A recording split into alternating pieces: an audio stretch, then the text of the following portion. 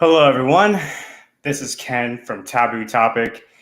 It's been an interesting month of current events, has it not? Now, do you agree with Biden's approach in handling the student loan crisis? Why or why not? Then, is DC's mayor reaping what she sowed with the Pentagon rejecting her request for National Guard? It appears that Biden lied again, I know, shocking, concerning Mar-a-Lago's raid. Is all of this fueling a red wave in November? It appears that Florida is a good indicator of the direction our country is heading politically. All these questions will be explored with today's show. I am your host, Ken Drew, and this is Taboo Topic.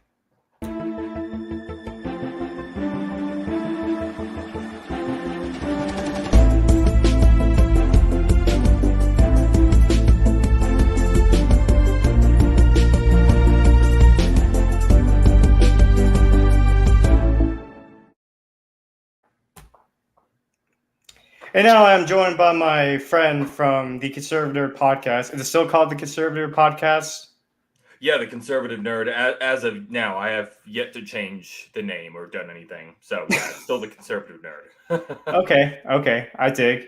Well, my friends, this is the first ever live stream that we're doing for the Month in Review edition. How are you, sir? How's life for you? I'm great. Just kicking ass, taking names here in Texas, back in my home territory. So, yeah, man. How about yourself? You doing all right? I'm living the dream. Living the dream over here in Florida.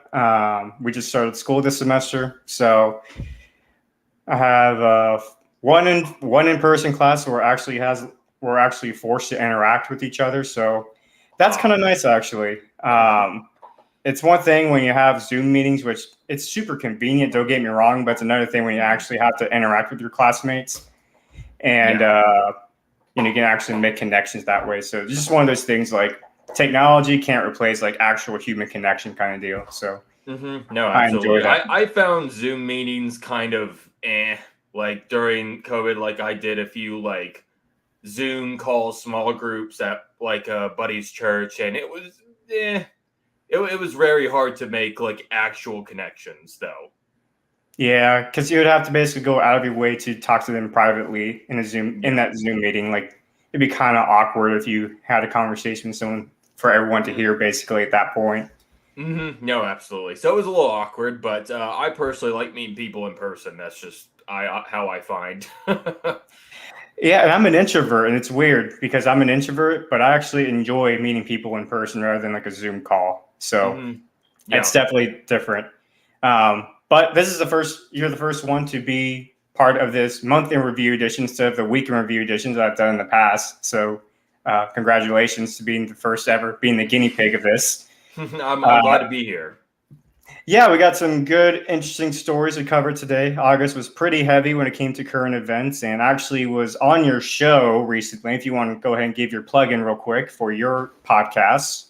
Yeah, everyone, if you are interested, I have a show called The Conservative Nerd, a podcast on Apple and Spotify, and our social medias. You can find us at on Instagram at The Conservative Nerd Podcast, and we have a small group, a page on Facebook. I think that's just The Conservative Nerd.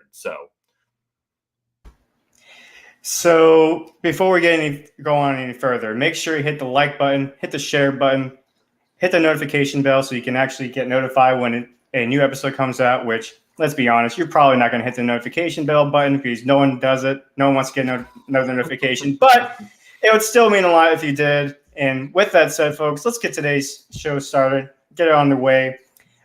This first segment is going to be actually, Grayson, I don't think there's been really any subjects that you and I have disagreed with, but I think you and I may actually have our first disagreement concerning student loans, which both sides feel pretty fired up about this issue, and rightfully so.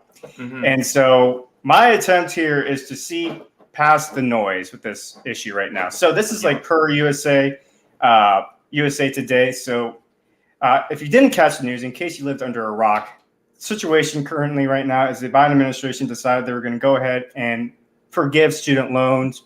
Forgive, obviously, is kind of a controversial word by itself, even for more conservative podcasters or influencers.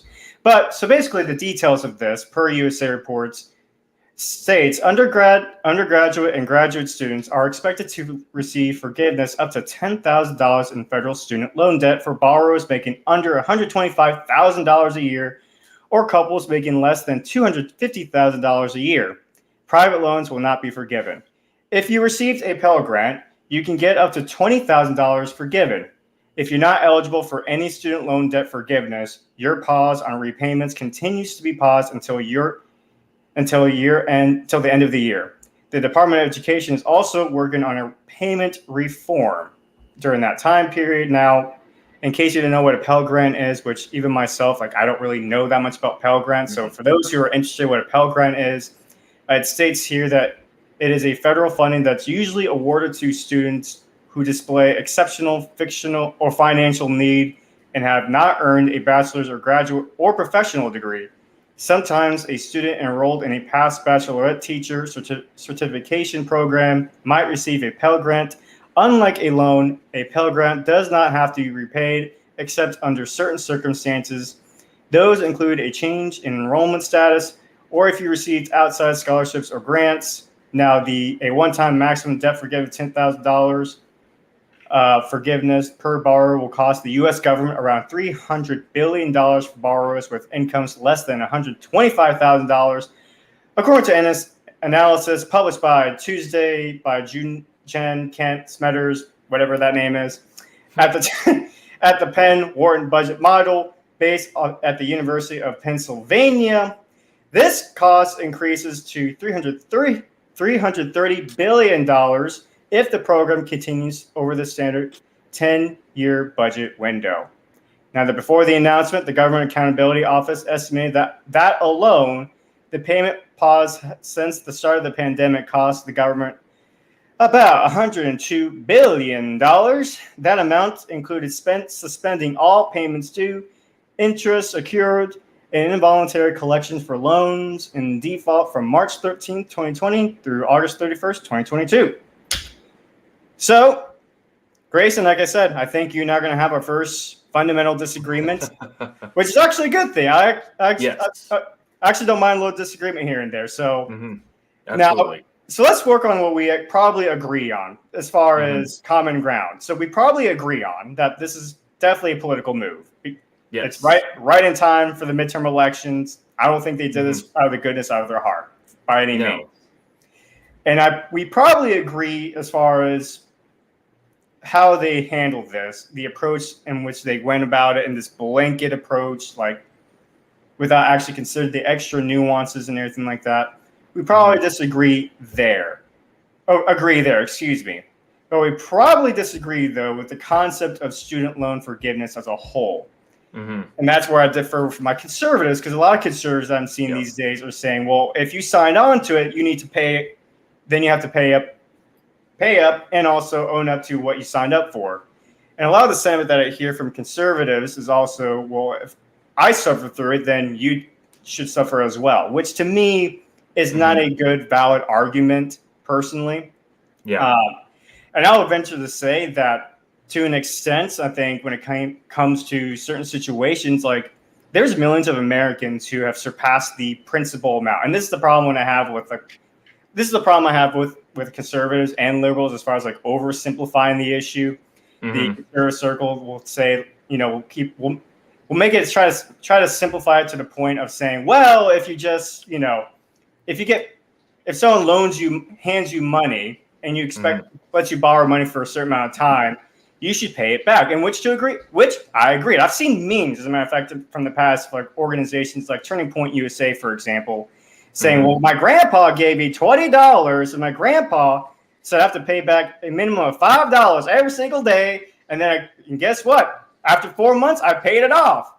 But what conservatives will not add on to that is that the student loan program makes you pay interest along with that. So grandpa can say, well, yeah, your principal minimum payment is $5, but you also have to pay an extra $15 of interest on top of the $5 minimum to pay off your $20 principal that you owe. So now during the 4 month span, grandpa pretty much made $60 off you because you basically had to pay an extra $15 or $20 every single month an extra $15 every single month because of interest rate. So the majority of the payment, so the majority of the payments don't even go towards the principal. It goes towards interest.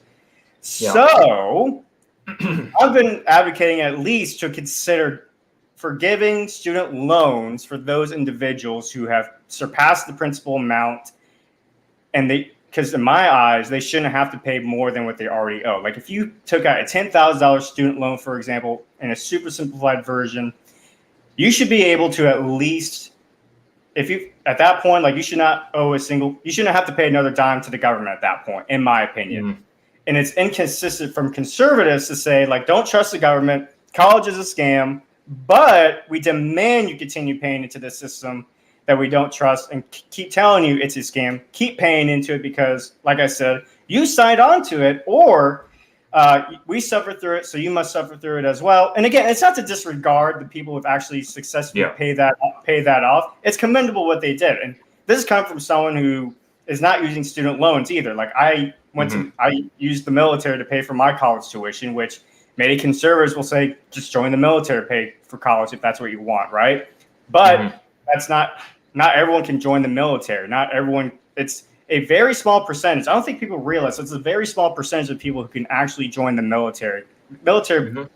When it comes to MEPS in particular, they go out of their way to ensure to find any possible way to make sure you don't come in. I know it's very counterintuitive to as far as, we're running a shortage of military vets or people want to join the military.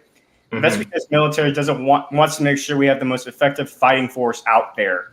And they're just not, and making sure that people are just not coming in just to take advantage of their system, which again, counterintuitive, because that's, the recruiters will pitch line of like, if you want to go to college, the military can help pay for your college, et cetera. But I've done enough talking for now.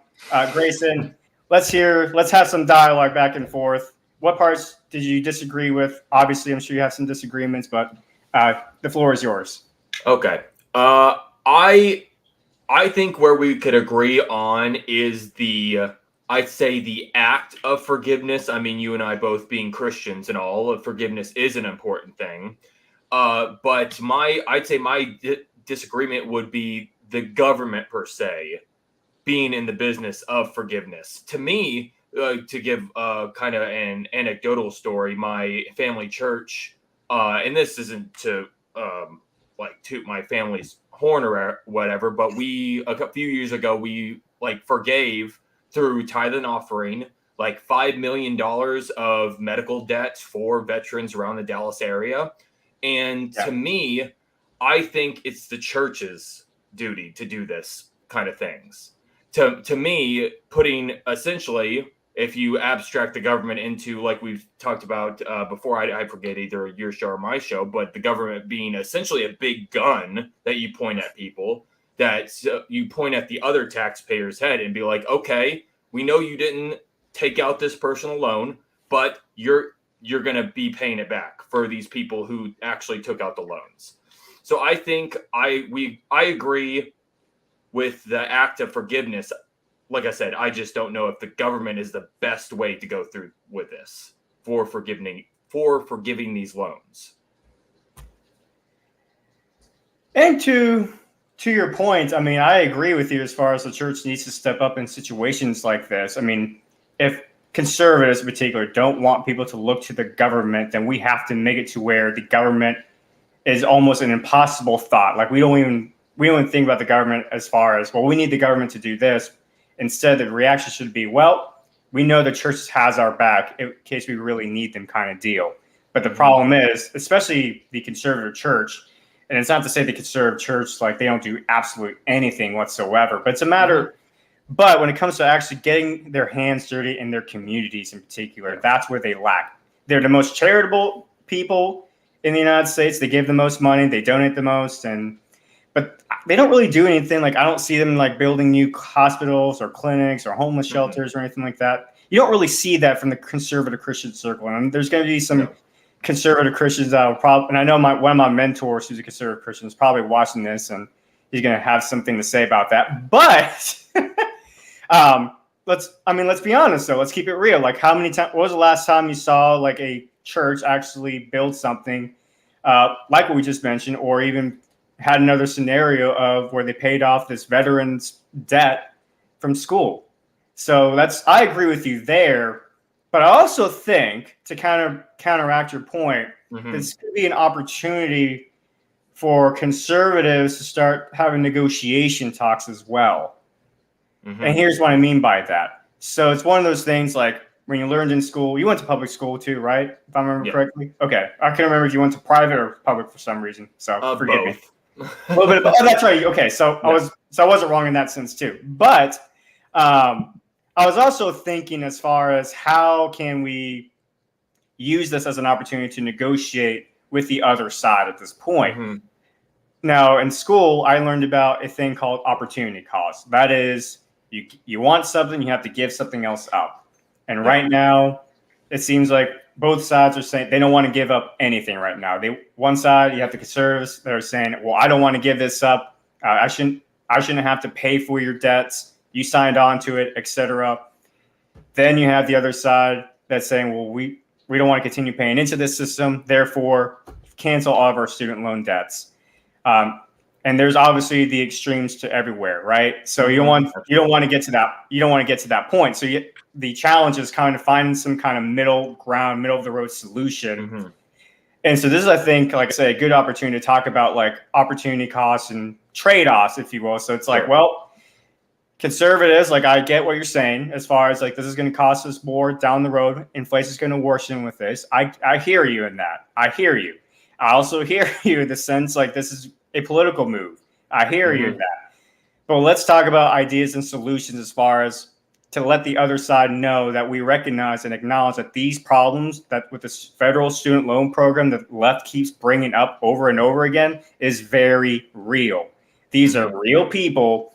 And most of them, contrary to a lot of conservative influencers that I'm hearing these days, they're busting their tail off to pay off these loans. They're not sitting on the couch playing video games all day. They're actually trying to pay off their loans. But like I said a moment ago, when it comes to the payment system itself, it's set up to where you basically don't even make a dent in the principal.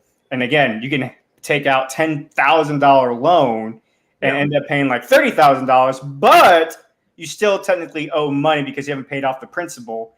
And again, it doesn't make sense to me why conservatives will say, well, we still got to keep paying into the system because you signed on to it. And you have to think, should we? So I think this is a good opportunity to talk about the possible, one of the offsets we could do is phasing out of the federal student loan program and then privatizing that back with some regulations, because I've heard some stories as far as the private banking industry can sometimes be more predatory with their student loans than the actual public sector. So have some regulations, have some caps for these banks so people don't get taken advantage of, but also make it to where, at least for those who are still paying student loans, change the payment system to where they only have to worry about paying off the principal, make the payments actually go towards the principal instead of like the majority of it going to interest rate. And then interest rate only kicks in like a credit card. Interest rates only kick in after you default on a payment. And then obviously once you make that payment, then it goes back to just paying the principal like a normal credit card. It's going to hurt your credit score really bad. But at the end of the day, I think that's a good starting point to at least like acknowledge like, hey, this is a real problem that the liberal establishment keeps bringing up, and not not taking like one extreme or the other. What do you think? No, I think the liberal media, and I mean, this has been a campaign promise of Biden for essentially since he got elected.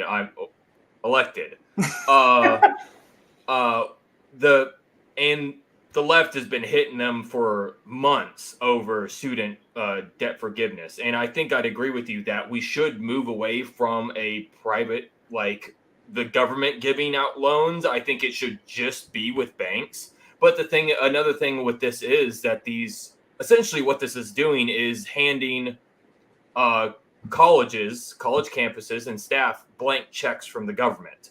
So that I think that's where the government had kind of screwed up with getting into this business in the first place is essentially, and that's why tuition rates have risen, because if companies places and people think, oh, hey, the government's going to pay for this. Like they jack up the prices. Only 2 areas in American life have actually risen in price instead of decreased, and that's medical, care, and college tuition. Both have massive government overreach in regulation. So I think getting the government out of that business will not only help colleges, but also help kids who actually want to get a higher education by the campuses not being able to jack up their prices to obscene levels because they know they're not getting a blank check from Uncle Sam. So the price, that would definitely lower the prices of tuition in the long run, I believe. But like you said, again, to your point, trading off. It's a give and take game in politics. So my thing, if we have to figure out at what is this worth for conservatives and to win? What can we gain from this? We say, okay, we'll give you debt forgiveness, student loan forgiveness, Right. but we get border funding.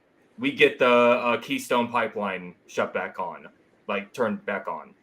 I think those issues would actually benefit the American people in short term and the long term. I think those are wins that we could take from this. If we were going to be giving something to get something in return. Well, eventually, I would actually go the other direction and actually talk about go over the welfare programs we have in our nation and talk about phasing out other programs that will have absolutely no benefit for our generation in particular, like Social Security, for example. Social Security is not going to have any benefits to our generation. The generation that's going to benefit from that is our grandparents and our parents. I think the last stat I heard or information that Social Security is going to be essentially bankrupt in 2028 is the last number I saw. That could have changed by now, but to your point, we're not going to see that money. Yeah, and so I think that's also something we could talk about, and maybe to allow privatization of Social Security for those individuals who are at that threshold or about to reach that threshold, if you will, and say, hey, you paid into it. We promised you. We're going to keep our promise.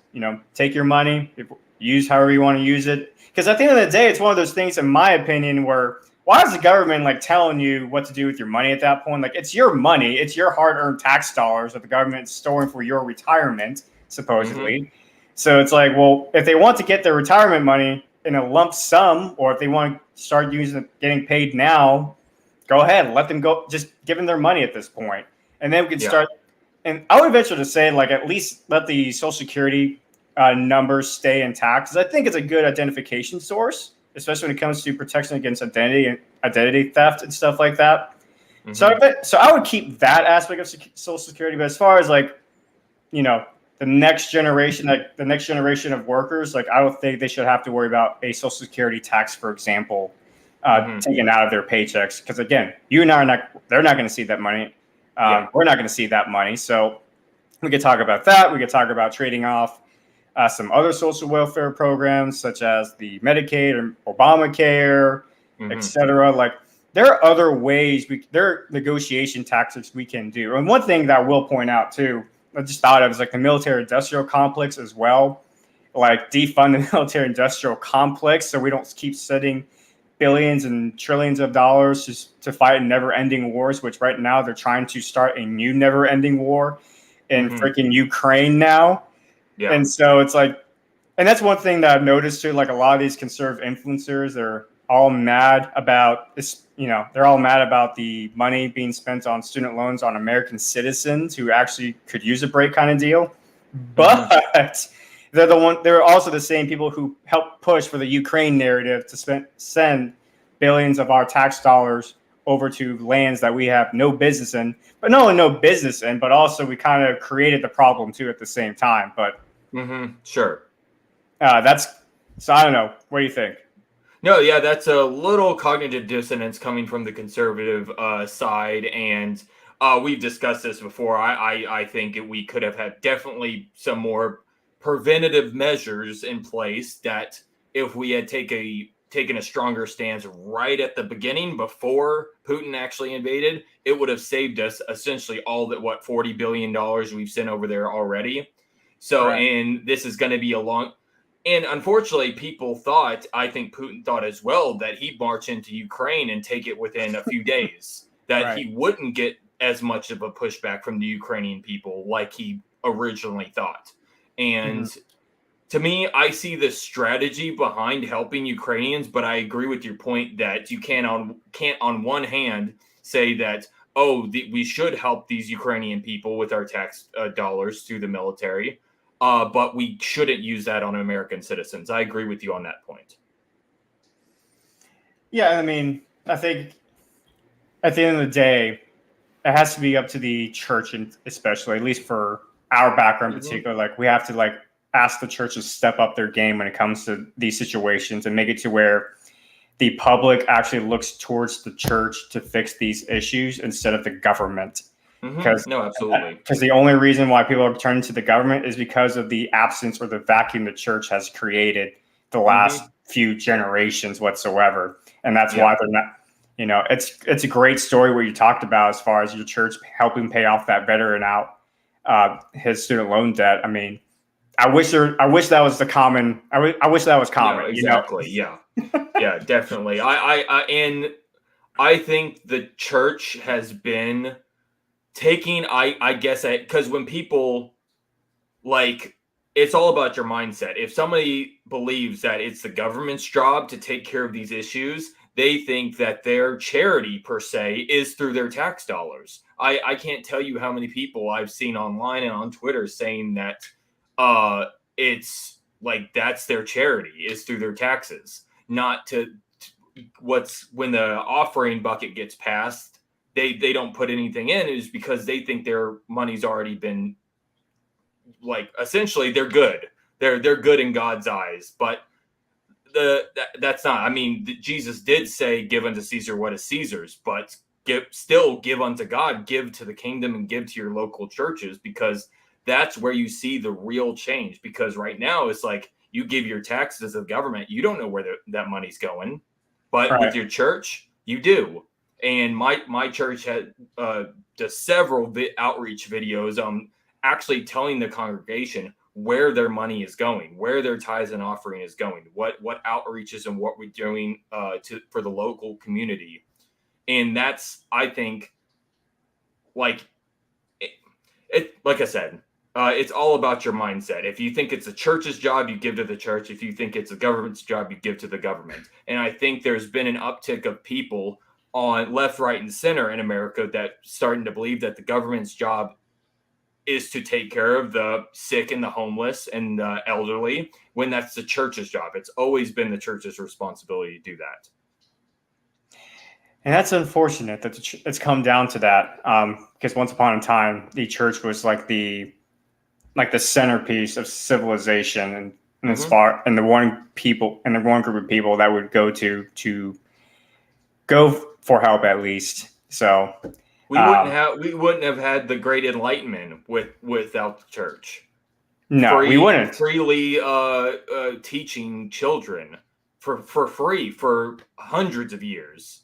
And a lot of people think that science and religion and Christianity per se has been on opposite ends, but the Christian church has given a lot to the scientific community over the years. And like I said, the Great Enlightenment, I could safely say would not have happened without the church. We really need to get back into doing what God's called us to do as the church. Amen to that, brother. Well, that's one fundamental difference between conservatives and liberals, right? As far as they both see the same issue, but they have a different approach when it comes to money management. The conservative will say it should be out of your own pocket and let the church handle that, let the private organizations handle that. Then you have the liberal establishment, they'll say, well, let the government handle that. And that's what separates the two sides, right? It's like one side wants the government, the other side wants the private market, basically, the private industry to handle these scenarios. The problem is the private has not been living up to their end of the bargain. And so more people are are going to the government and listening more to the liberal establishments, saying, well, you say you care about these issues, but we don't see that through your actions. And at the end of the day, actions do speak louder than words. So it sounds like you and I, we have some small disagreements, but it's not as.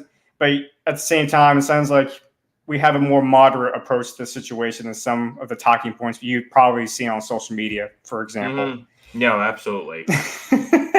But next story, though, real quickly, want to go ahead and give a shout out and thank you to those who have joined and tuned in. I appreciate your comments and everything like that. Far Dev from, actually, my friend from Kentucky. Hello there. Thank you for tuning in. Look at that. Someone appreciates the dialogue between two opposing sides, and yo to you as well, sir. So with that said, Grayson, you got a story and remaining in D.C. Let's stay in D.C. concerning the mayor, if you wouldn't mind bringing that up and giving your synopsis. Yep, I'll go ahead. And this is coming from Fox News. Washington, D.C. Mayor Bowser's second request for National Guard help with migrant crisis denied by Pentagon. For the second time, the Pentagon has denied a request on Monday by Washington, D.C. Mayor Muriel, I'm probably pronouncing that wrong, Bowser, to activate the National Guard to assist with thousands of migrants who have been arriving in the nation's capital in recent months. Bowser first asked the National Guard for help last month, but was rejected by the Pentagon on August 4th. She then sent another letter on August 11th requesting that 150 National Guard troops be deployed to, quote, help prevent a prolonged humanitarian crisis in our nation's capital resulting from the daily arrival of migrants, end quote. Defense Department Executive Secretary Kelly Bulliner, I'm so bad with last names. It's all good, man. Holly wrote in a letter to Bowser on Monday that the D.C. National Guard is not trained to assist migrants and activation would lead to, quote, diminished readiness for the troops. Quote, the DCNG has no specific experience in and training of this kind of mission or unique skills for providing facility management, feeding, sanitation, or ground support, Holly wrote in the letter, which was reviewed by Fox News. Quote, approval of this request would also result in the substantial readiness impact of the DCNG, Holly continued, devoting the personnel or the facility for such an extended mission would force the cancellation or disruption of military training. About 7,000 migrants have been bused from Texas to Washington, D.C. since April, and another 900 have arrived in New York City, according to Governor Greg Abbott's office. Quote, we have begun busing migrants to New York. It was just Texas and Arizona that bore the brunt of all the chaos and problems that come with it, Abbott said on Friday. Now, the rest of America can understand exactly what's going on. So, I think Democrats are finally getting it through their head when they're the ones dealing with the problem, my friend. Yeah. I think they've been in their little bubbles in New York, in D.C., way far away from the border, away from the issues, but they still want these migrants to be coming into America. D.C., New York, both being sanctuary cities, quote unquote, they freely want migrants. But like as soon as the migrants arrive on their doorstep instead of in Texas and Arizona, then they kind of backtrack and need the National Guard to come in and help with them. Yeah, I know there's some scenarios and stories where, like, I think the New York mayor is wanting to send the buses of migrants back to Texas, I think I've heard. Which, I mean, not that I agree with it, but at the same time, it is fair game. Governor Abbott did start that. So, I mean, it is, if the governor of Texas can send migrants to New York, the mayor, or probably not the mayor, because I don't think he has the power to do that, but if the governor of New York wanted to send the migrants back to Texas, they could. It's revenge politics at its finest. But it's going up against their whole narrative, which free, open border, 100%, everybody just come on in, no vetting whatsoever. But if they don't want them in their own cities, then it goes against their narrative and they look like hypocrites. Yeah, and it does make, at least if you're someone of sane-minded, more independent, moderate, left or right, you probably would see the hypocrisy from the DC mayor, who's a Democrat, and they are in that talking point of like, well, we're welcoming, it's a sanctuary city, etc. But now it's becoming such a big problem, they can't contain the problem anymore, that now they're saying, oh, wait a minute, probably should have the border secured. We can't deal with the problems. This is too much. It's overwhelming our system, our city. In a sense, it's almost politically savvy by Governor Abbott. And it's not to say that I'm the biggest fan of Governor Abbott. I think he's not hard enough on some issues, but that's just me. But I think it is politically savvy that he did this and kind of basically shoved their ideology, their perspective, their worldview right back in their face and say, okay, if you think this is great, then you take them then. Yeah. And then as soon as that happened, like you said, now they're starting to realize that maybe it's not so easy. It's not as simple as, well, go ahead, we'll just take them in. And it's one of those things where, again, like another example of like parties oversimplifying an issue when it's a lot more complicated than that. And don't get me wrong, a lot of these people who try to come to the United States, I'm sure they're genuinely trying to get out of this bad situation in their country. Like there are some corrupt nations in Latin America where basically the drug cartels basically run the government. And so the government and the drug cartels go hand in hand. So they're trying to get out of there. And so I get why they're trying to come here, but it's not meant to be easy to come to the United States at the same time, because it is a dangerous world, and we're not trying to bring the problems from Latin America to the United States at the same time. So one of those issues, where it's really a lot more complex than either side wants to admit. I will say this, that I think Marjorie Taylor Greene made a Twitter rant recently as far as I guess part of the bus stop, part of the route to DC and New York, whatever, is like stopping by Georgia, it's like a nearby county in her area, and I think she complained about that. So it's not just affecting blue states, it's also affecting some red states as well, like Georgia, where the bus driver takes a pit stop. And I guess there's some allegations, I don't know how true they are, but there's some allegations where the bus drivers kind of encourage the migrants to get off the bus and just, take off on their own and lie to them and say, yeah, this is DC. This is your final stop right here, your final destination. Yeah. Which, I guess even the bus driver's like, damn, I got to deal with this. No, yeah. But the thing is, personally, like, I get why Greg Abbott did this. And like you said, it's to shove the ideology back into the left's face, and which has its merits. Personally, I would just be sending them back over. But I understand why he did it. I understand the political and strategic move of doing this, really showing the American people that the Democrats really don't care about the migrants as much as they say they do. No, it's all for political points, and I think more people, at least in my mind anyway, we'll get into this later when it comes to the Florida election results, but I think a lot more people see past that noise at this point, and they're starting to see the games by the establishment, the elite, if you will. They're trying to play on everyone and pretend to be on our side, when in reality their actions through policy making, and sometimes through words, but mostly policy making, that they don't give a rat's ass about us whatsoever. So, nope.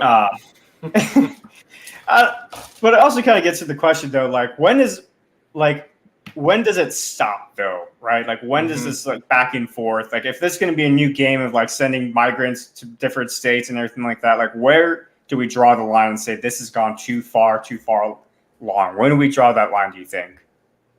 I think, and that's hard to say. I mean, like you said before, Greg Abbott did start this, and it wouldn't be really, I'd say, unfair for these mayors to send these migrants back. I mean, but I think that makes not only the Democratic Party complicit in using like these poor Hispanic families as political pawns, but also the Republican Party. If we're just sending these poor people just trying to get like their own little slice of America, and like you said, I my general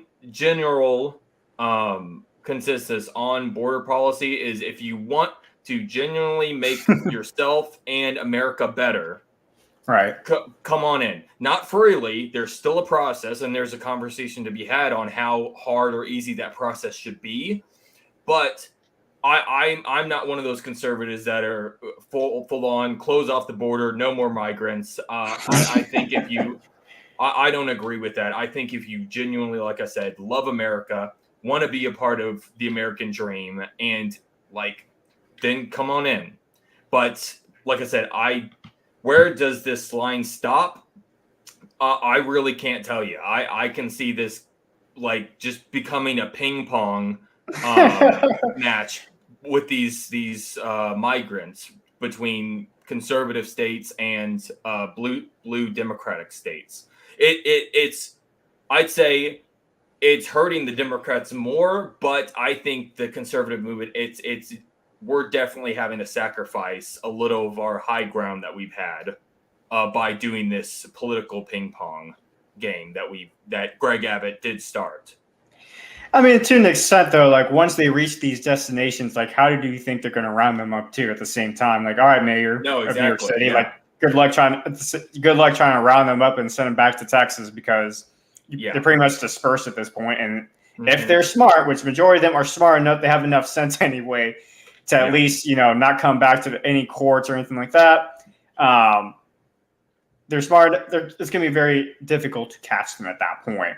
And you would have to find like probable cause as far as like you catching doing methane down by the corner, then you can pull them over and everything like that. So, what you may call it. So yeah, I don't know. I think for me, like, what are you going to do? Like, let's say hypothetically, right? They go ahead and push for this.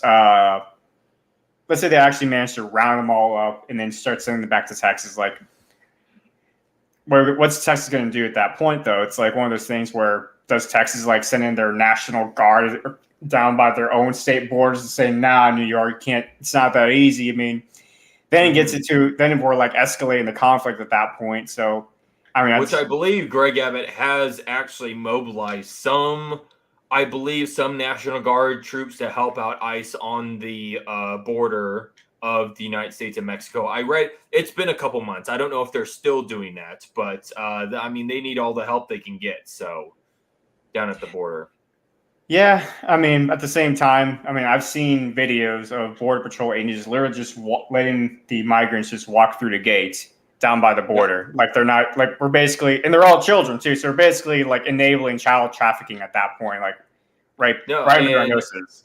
What a lot of people don't understand is unless you've actually like been there, I have some family who's actually gone through the ICE facilities in person and really talked with these ICE agents, and they are, I'd say, like they're the least funded of any other government agency. ICE is, and to the point where these ICE agents are actually bringing over games, movies, blankets for these kids because, like, what people don't know is the cartel uses children as essentially get into America free cards.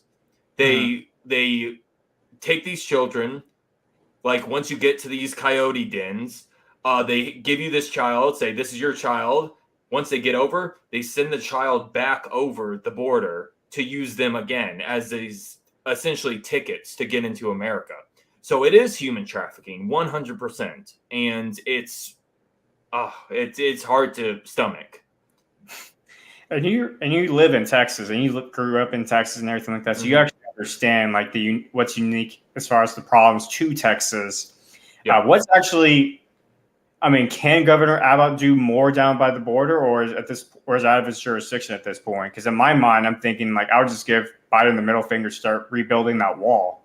Yeah, no, honestly, I think it'd be like the each individual states having to essentially say screw you to the federal government and being like, we are the ones dealing with these problems. The rest of America isn't. We're the ones on the border, and if Texas wants to start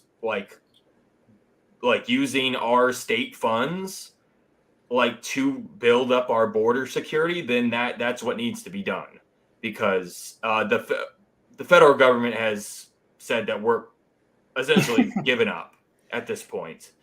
They don't care about the migrants coming over in mass. They don't care about the massive tension that's creating in Texas along the border, along with border security, underfunded, understaffed. And the thing is, it kills me that there's those on the left who call ICE agents and the Border Patrol agents racist when the majority of them are Hispanic. Yeah. And I'm like, really? You're gonna go with that statement that they're the racist ones? When, I mean, to me, you can't really be racist against your own people. To be honest, these Hispanic. I mean, Hitler kind of proved otherwise. He was a Jew, and the Holocaust did kind of happen. So yeah, you're right. Yeah, but hey, but still, I think there are the massive majority of ICE and Border Patrol agents are very patriotic, genuinely want to help these people coming over and wanting to find them, actually get them into America, but in the right way. And it's definitely an issue that I think busing these migrants to these Democratic blue states is a good political move. It's maybe not the best moral move. Well, I will say this, and kind of pivoting back to DC, what's going on to DC in particular. It's kind of ironic, right? How when it came to after January 6th, we put up fences across the White House in DC. They called it the National Guard. Against the American people, I should say. But the migrants, in particular, nah, we don't need that. We don't need that here in our neighborhood. Again, the priorities are just backwards. It's literally America last. Just look at the treatment of how the Biden administration is handling this situation versus how they treated the American people.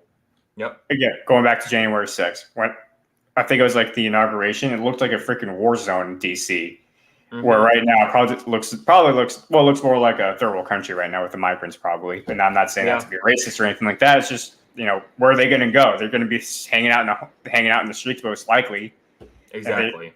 And so, and how businesses take advantage of them as far as they're undocumented aliens. So go ahead, pay them under the wage, pay them under the table.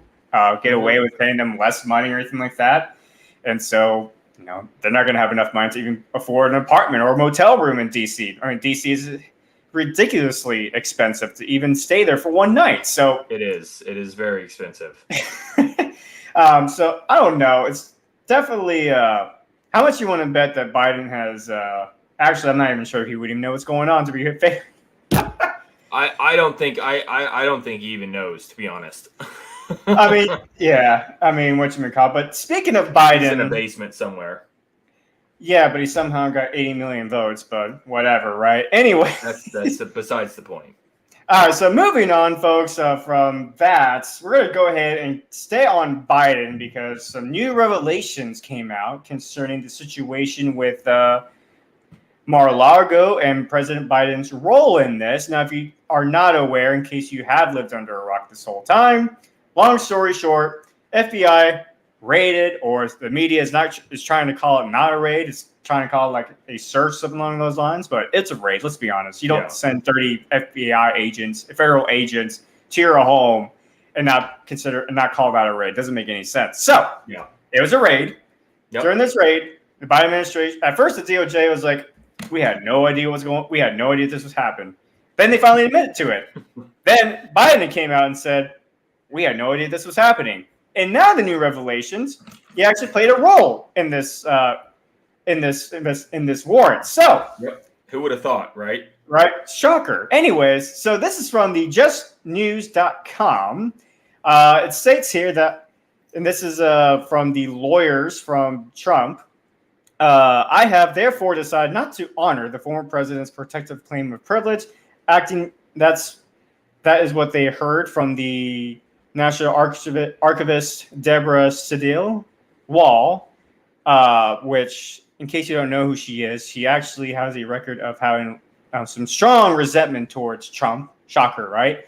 Anyways, so long before it professed that no prior knowledge at the rate on Donald Trump's estate, the Biden White House worked directly with the Justice Department and National Archives to instigate the criminal probe into alleged mishandling of documents, allowing the FBI to review evidence retrieved from Mar-a-Lago this spring, and eliminating the 45th president's claims to executive privilege, according to contemporaneous government documents received by Just the News. The memos showed that when White House Deputy Counsel Jonathan Su was engaged in conversation with the FBI, Department of Justice, National Archives, as early as April, shortly after 15 boxes of classified and other material were voluntarily returned to the Federal Historic Agency from Trump's Florida home. By May, Su conveyed to the archives that President Joe Biden would not object to waiving his predecessor's claims to executive privilege, a decision that opened the door for the DOJ to get around a jury to issue a subpoena compelling Trump to turn over any remaining materials he possessed from his presidency. The mechanisms are summarized in several memos and emails exchanged between the various agencies in the spring of 2022, months before the FBI took the added unprecedented step of raiding Trump's Florida, compounded with court-issued search warrant. The most complete summary was contained in a lengthy letter dated May 10th, acting National Archivist Deborah Sedil Wall sent Trump's lawyers summarizing the White House involvement.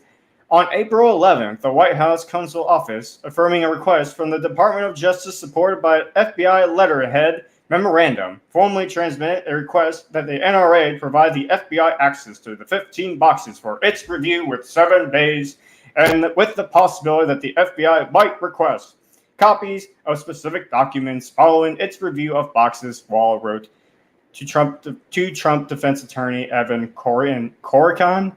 I can't pronounce last names either. Anyways, that letter revealed Biden empowered the National Archives and Records Administration to waive any claims to executive privilege that Trump might assert to block DOJ from gaining access to the documents. The counsel to the president has informed me that in light of the particular circumstances presented here, President Biden defers to my determination in consultation with the Assistant Attorney General for Office of Legal Counsel regarding whether or not I should uphold the former president's protective assertion of executive privilege. Wall wrote, I have therefore decided not to honor the former president's protective claim of privilege. So, shocker, shocker, shocker, they lied again. Who could have again. seen that coming? Who could have seen that the president of the United States, the head of the executive branch, had no idea that they were going to raid Trump's personal estate? I smelled that lie from a mile away as soon as he came out and said that. And not only that, it's hilarious that the media instantly jumped. I think the day of, or it was maybe the day after when they released the the search warrant, that the media jumped on, oh, Trump actually had the nuclear documents. I'm like, do you really think Trump had nuclear documents in his personal home? I think that, and even the funny thing is, I read the warrant and nowhere did it say anywhere having to pertain to nuclear documents. So I don't know where the media got that idea of, but they're doing whatever they can. And this is a ploy to keep Trump from running in 2024. That's all it is. Well, it sounded like to me like they were trying to actually just create a problem just for that sake, right? Like apparently like Trump was well within his powers to do so, but the National Archivist said, nah, screw that. Let's revoke this privilege that he has. And then Biden gave that person the green light to go ahead and do so to initiate this search warrant. So what does that tell you? That Trump was never in the wrong to begin with. I swear, this guy has got to be the cleanest man on record. They've tried to investigate him so many times. And it shows you again, though, as far as like what the DOJ and the bureaucracy, anyway, the establishment was willing to go through to prevent someone like Trump from reaching office again. I mean, they spied on Trump during his campaign in 2016. Trump even called out the FBI, saying like, "Listen, I know you're bugging my towers. I know you're bugging my campaign." And the media tried to defend the FBI tooth and nail, even Obama and Hillary Clinton. And it turned out that not only did the FBI lie about all of that, and they actually did bug Trump during his campaign, but they actually colluded with Clinton. They colluded with Clinton, and this is just a speculation. This is more conspiracy than actual confirmation, but I wouldn't be surprised if, Obama was also part of this as well. If the president is in charge of the DOJ, who's to say that President Obama would not even be a part of this? If this was like times where journalism still had some integrity, this would be like front page cover news, like 24/7, third world country, banana republic style. Like this is corruption at its finest. We need to get this guy out of here. Like actually impeach Biden. We don't care that regardless of how you feel about Trump, like this is corruption, like beyond that you would see like in a dictatorship in a third world country. This would be on the front archive. So this shows you like they are literally trying just to create a problem and create an actual legal issue when there wasn't really to begin with. They're just trying to manufacture one. It really makes me mad. It's very upsetting to the point, and people, unfortunately, the American people have pretty short memories, but there was an entire scandal. Was it FBI, the two FBI agents that were like sexting each other and like talking about how they were going to take down Trump? Do you remember that story from a couple years ago?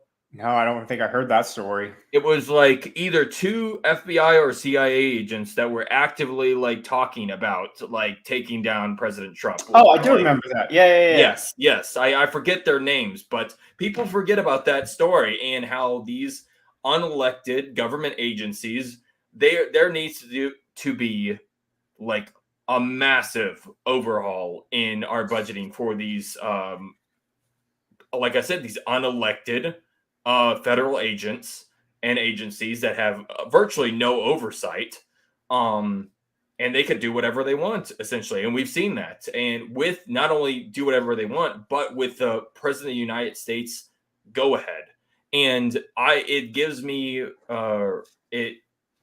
memories of when Obama was using the IRS to go after conservative 501c3s. According to the media, he had no part of that. He had no knowledge of that, Grayson. Come on.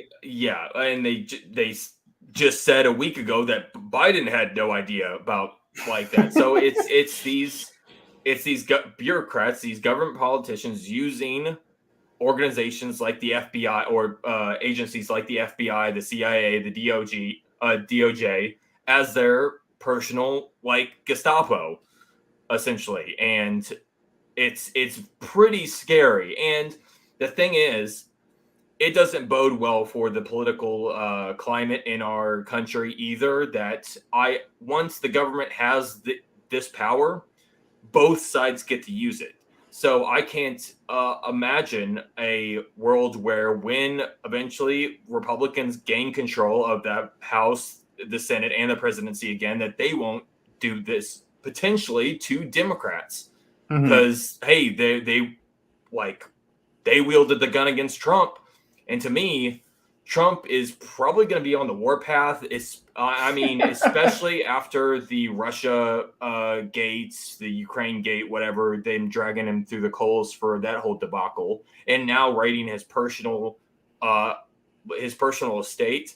I think Trump's going to be out for blood if he gets reelected. He's going to at least that's my hope. He's got nothing to lose at that point, to be fair. Exactly. It's like a term. But it goes back to what we were talking about earlier as far as the whole bus situation where it's going to be a game of ping pong at that point. And that's not what you want in a republic, in a democracy, we represent democracy.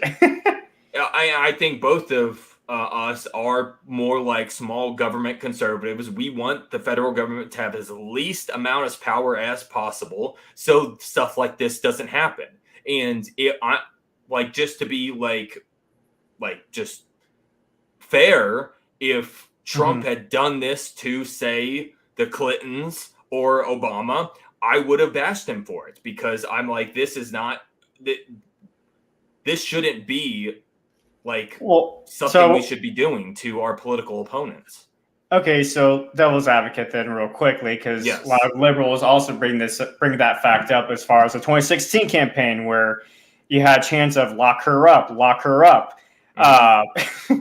The thing is that people have to realize, and my response to that is like, he never actually did it. He never succumbed to that level. As much as she deserves to be in jail right now for all the corruption that she did. Not only that, but like, she was a Secretary of State first and foremost, and she tried to declassify. She showed classified material. The President of the United States has that power to classify or declassify material just by declaration. That's it. No, exactly. And well, imagine if Trump had a classified server in Mar-a-Lago, the exact same situation that Hillary Clinton was in, where the FBI actively changed the law to protect her during the 2016 election. But by that point, her campaign was over. So I guess it depends. It's like I think if the roles were reversed, Clinton, she actively broke the law before the FBI changed the law. And so, but I believe that the FBI, the DOJ, and Biden, I don't think they actually believe Trump was breaking the law. This is what I'm saying. This is them trying to prevent him from running in 2024. Right.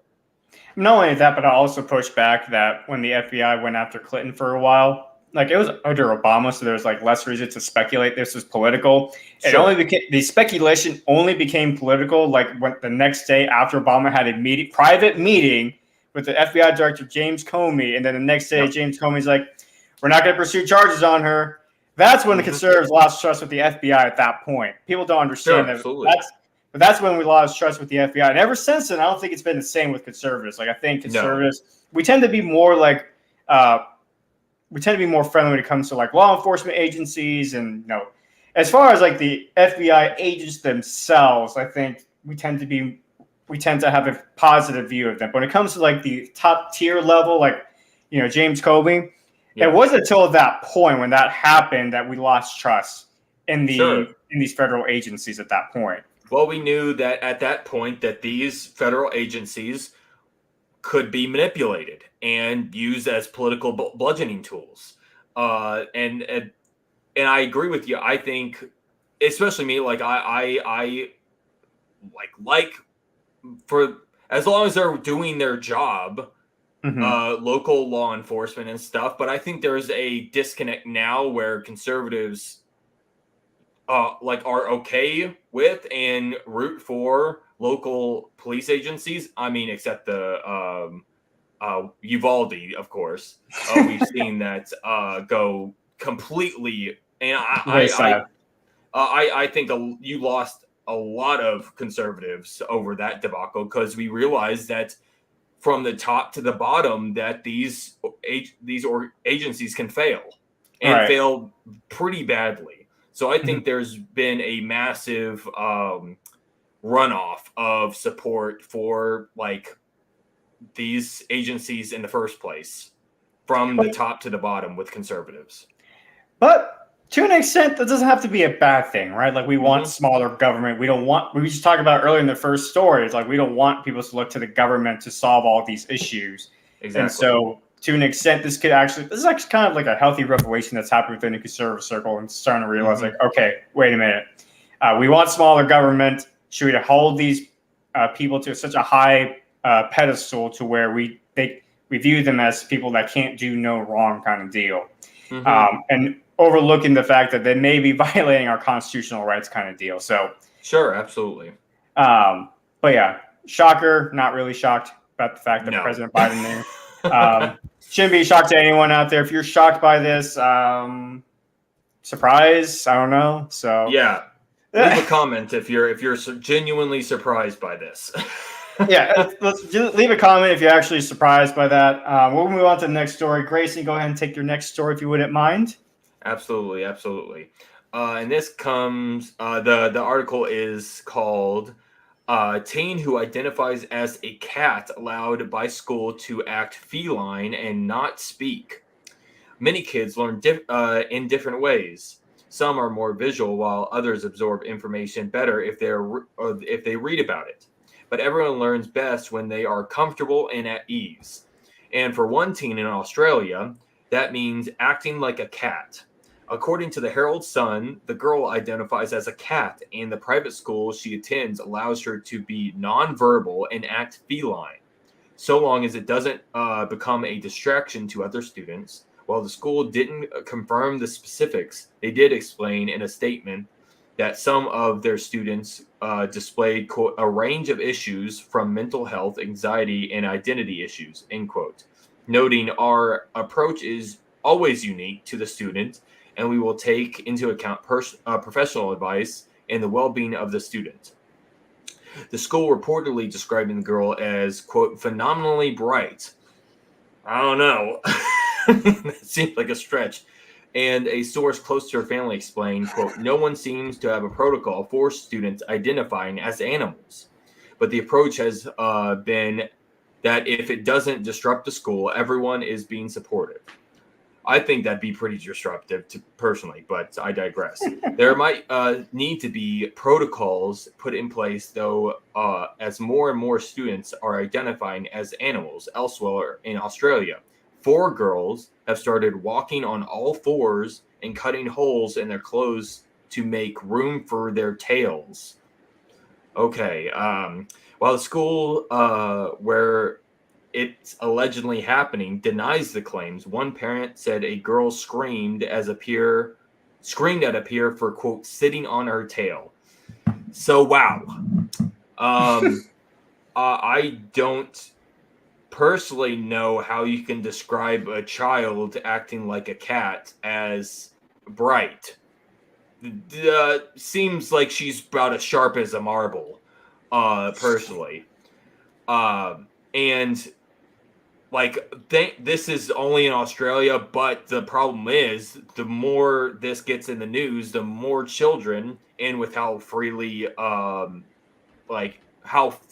children access the internet nowadays, I can safely say, and unfortunately say, that this would easily happen in America and with American public schools, that these teachers would be forced to act like these children are animals, the animals that they identify as. So, not a good look. No. What do you think? Well, here's the thing. I think conservatives, like, we got to stop like coming up with like the most extreme scenarios because they keep coming true. Yeah. Yep. We used to like make fun of transgenders, that community, that whole ideology anyway, and say like, well, I'm a unicorn. Does that make me a unicorn? And now we got people like actually taking pretty much that concept into actual practice. And we have public schools in Australia anyway. Yeah. They're actually taking that seriously. I'm not sure I think it's more of a referendum on the public school system in Australia, the adults, than the actual child. Sure. I think the child needs help. And she may be very smart. She may be smart, but there's something to where she can't. There's obviously something going on in her head where she can't distinguish reality, right? Like, there's some very smart people out there, but they have like some serious mental health issues or mental disorders that they need to address. Sure. And this is what happens when you kind of create a vacuum when it comes to ethics and remove religion out of society completely. That's what the West has done, right? They've taken religion and pretty much become hostile to any religious influence, more specifically Christianity, because Christianity is what built the West. This is what happens. You create this vacuum and pretty much anything goes, literally, because at least if you have like religious influence in society, I'm not saying you have to be religious, but if you have that religious influence, you at least have those boundaries that lets you know when you've gone too far. In this scenario, I mean, it doesn't seem like it's stopping. It's not stopping. So we're gonna start like laying. Well, actually, no. I'm not gonna eat my own words because next thing you know, it's gonna become true. But but for all we know, I mean, what's next? Like, where do we draw the line? Like, people have to say something.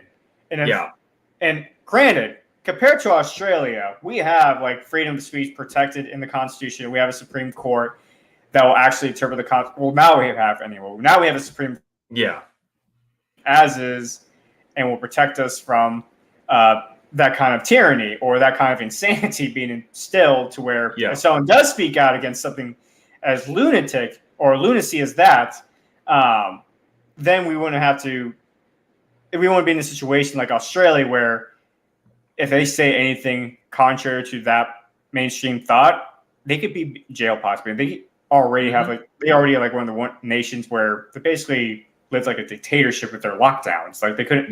They made their people. It was pretty scary hearing the things during the COVID lockdowns coming out of Canada. Us literally sending people to camps.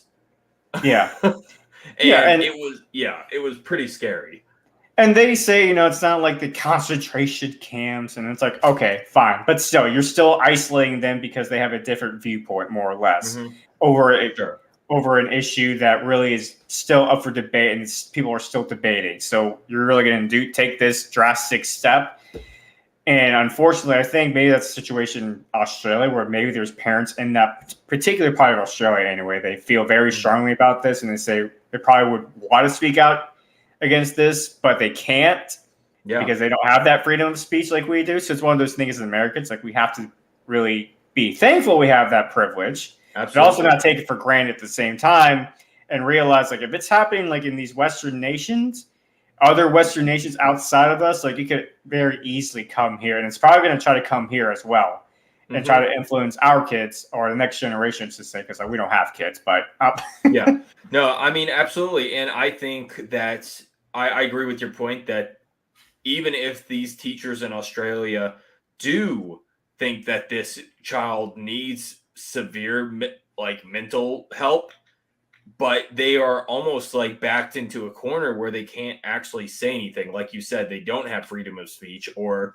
they will possibly be prosecuted for hate speech laws per se, like that's happening in Canada and other parts of the West.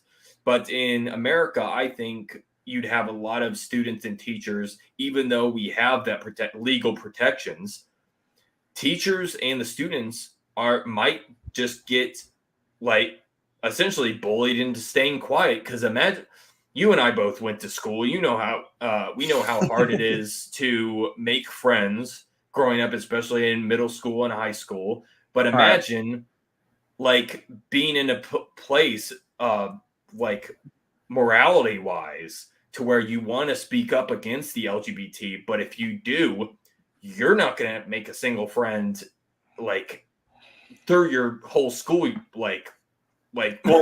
tenure. Well, now if people did speak out, the bully would reverse. It'd be like the roles would flip essentially, where the people who do speak out against that would be the ones being bullied versus the other way around. And it's not to say like I'm not saying that's any more right than the other way around, but exactly.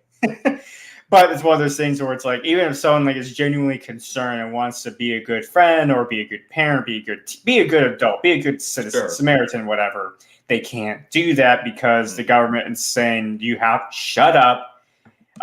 We want, we let want these kids act like cats because at the end of the day, I mean, this gets into more conspiracy theory. Okay, so folks, conspiracy theory alert. If I had like a little thing there, pop up conspiracy theory alert, I would. But conspiracy theory alert, real quickly. I mean, what does this do when you convince enough people like this is normal?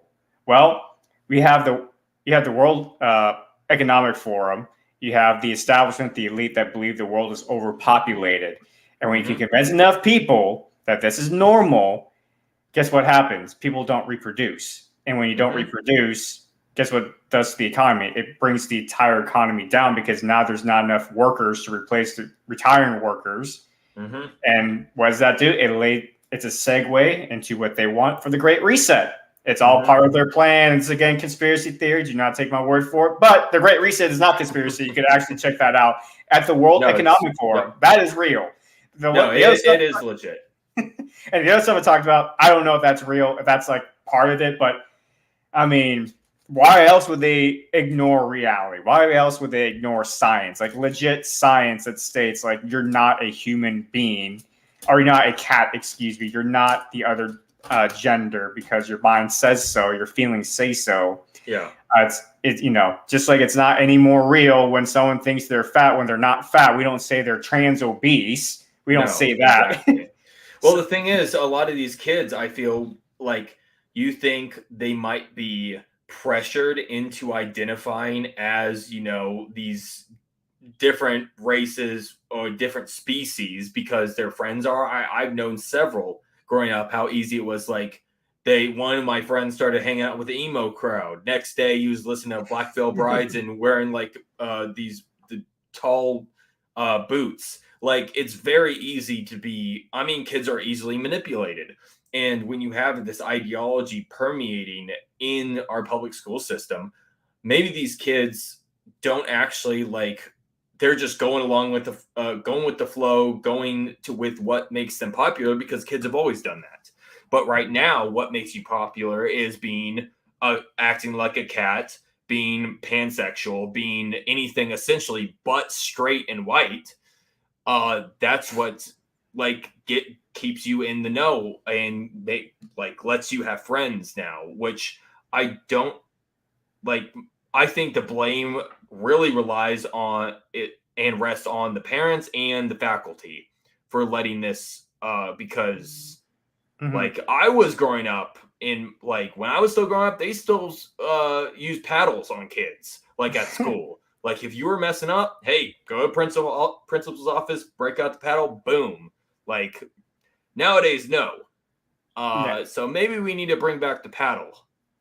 I mean, and I've said this story multiple times at this point to my audience and other audiences out there, but I still remember vividly to this day where our friend that we convinced to put fingernail polish on bright red, whatever. The very next day, the homeroom teacher sent it to the school nurse. The school nurse actually removed the fingernail polish and then called the dad. And he's like in second grade, I want to say. So he called the dad and they're like, hey, just so you know, your son kind of did this recently. Totally different world. And you and I are the same age. Like I'm 26, you're 26.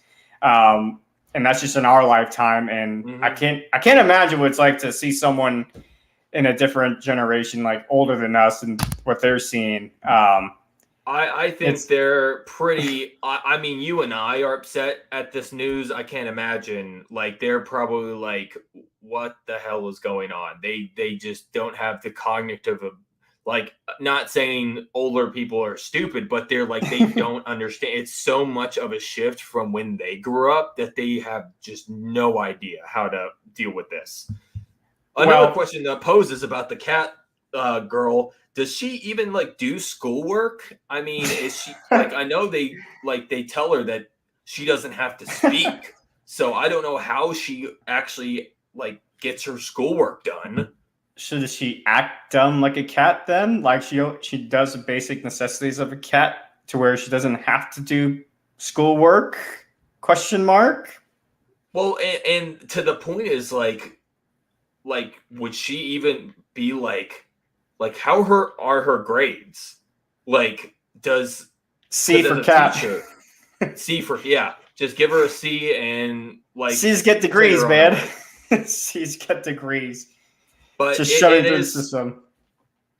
It is a scary thing that could definitely happen here in America with how far left our school system, our public school system specifically, has gone. I think I actually saw a bill. I forget the senator, but he was pushing a bill to essentially dissolve the Department of Education, which I am all for personally. So I think. Are you talking about the universal? Are you talking about the universal school choice bill?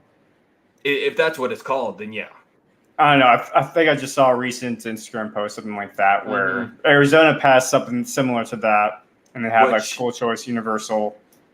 I think it's gone too far at this point, and maybe teachers, because of how liberal teachers unions have gotten, they wouldn't be able to speak up without possibly losing their job as well nowadays if a kid was deciding in America to be an animal and demanding that they not be forced to speak or use their hooves. Yeah. I that can't end good yeah, not a Well, good look. well, it's not all doom and gloom, my friend, because in Mhm. Florida, anyway, we got some good positive, uh, good news coming out of Florida, anyway, and really parents stepping up and saying enough is Mhm. enough. So this week, in case again you lived under a rock, you had no idea what's going on. Basically, Florida had a red sweep, more or less. So DeSantis at his election rally declared that his victories for his endorsees for school board 25 out of 31. They flipped counties like Sarasota, Duval, Martin, Clay. But the biggest one, the biggest flip was Miami-Dade County. They are now the largest school district, or have the largest school district where they have a conservative majority now. Also, other factors as far as Trump endorsements, pretty much another sweep in there as well. Like 14 of his incumbent House GOP members, they swept their primaries Tuesday night. Mhm. So I guess for me, it's like this is a referendum on the public school education system and parents actually getting more involved in their kids' education finally. Yeah. Um, which some teachers they feel, which I get. I understand teachers when they make the point as far as like there's some parents that treat their kids like they can do no wrong. I get that. And they can be overbearing sometimes on the teachers. At the same time, though, I'm not going to complain if a parent wants to get more involved in their kids' lives like that. No, absolutely. I'm not going to diss on them for having this, for actually wanting to take interest in their kids' education. So good for parents in Florida, for That is sure. good. Yeah, that's positive. And I don't know if it's a bigger indication that there could be a massive red wave to where it's not even a red wave, it's a red tsunami in the midterm elections. Mhm. Um, and granted, Florida is a more conservative state now than it was 6 years ago when I left for basic training. Yeah. But at the same time, Miami-Dade County, Miami-Dade, like Miami's like they vote Democrat most of the time, especially Yeah. when it comes to national elections. And granted, it's like a slim majority right now, conservative, but it's still a conservative majority for school boards uh, Sure. in Miami. So, with that said, do you think this is going to be like the main issue that will drive people to the polls on for the midterm elections in November, or do you think there's going to be other scenarios? What do you think? I think this is probably the main concern for conservatives right now. Their issue. I mean, we have plenty of issues with the Biden administration these past 2 years. Many issues, from gas prices, inflation, this woke narrative being pushed in schools and by the media and in Hollywood, like by Disney. They keep doubling down and keep doubling down on these ideologies. And I think a lot of people are starting to wake up and being like, get off, we need to get off our asses and actually go to school board meetings, have an interest in, because we've left taken our hands off the reins of society and the culture war for far too long. And the left has thrived under that. And it's, I think, it's, and it, and this is just me being an optimist, but I think it is indication that people like midterms will be a sweeping loss for Democrats. And best case scenario, full majority, and they move to impeach Biden and Kamala out of office. So I would think that would be my personal, like, if this is what I want, this is what needs to happen. And I think, especially after Mar-a-Lago, the left has inadvertently kicked off Donald Trump's 2024 campaign, because we've seen a bunch of support for Trump after the raid. And Democrats have said that because Roe v. Wade, now you've gotten Democrats fired up. And I don't really see that. I don't see the Democrats fired up as much as conservatives are right now, because they really, Roe v. Wade is a big issue, but I think a lot of pro-choicers realize that the abortion debate being kicked back to each individual state is where it belonged in the first place. And I think it's not as big of an issue as they're making out to be on social media, and it's not an issue that will drive Democrats to the polls. Well, the way I see that situation, right, is where just like there's certain amendments that get proposed in states, and then you have the actual votes for your actual candidacies. I think that's going to be the same scenario with abortion in these states. Like, it's not like they're going to separate the abortion issue by itself as a separate issue on the ballot box versus like the actual candidate. And then from there, just like, for example, Florida, for example, like they voted for Donald Trump, but they also voted to raise the minimum wage standards to $15 an hour, which is a more progressive point of view. But Donald Trump, it's a very conservative state, and Donald Trump won that state by a decent margin by Florida standards, of course. He did, yes. And so I think that abortion could be a similar scenario where it's like, if you see Donald Trump or Joe Biden on the ticket ballot or at the ballot, and then you see the abortion issue, whether or not you think there should be state constitutional amendment to some such things, then at that point, I think majority of people will probably separate the two issues. And I agree with you. I don't think it's going to be enough to overcome the mistakes they made during the last 2 years. And mistakes is a very, very nice way to put it. To be honest, that's putting it mildly. Very, very mildly. I'm being nice right now, but with that said, like, which issue do you think weighs more? Do you think it's going to be more about economics, parents, or corruption for Republican voters? Probably for Republican voters, I'd say corruption. But for moderates, it'd be economic, because that's the driving force of like just how I think a president and administration is doing is how the economy is doing.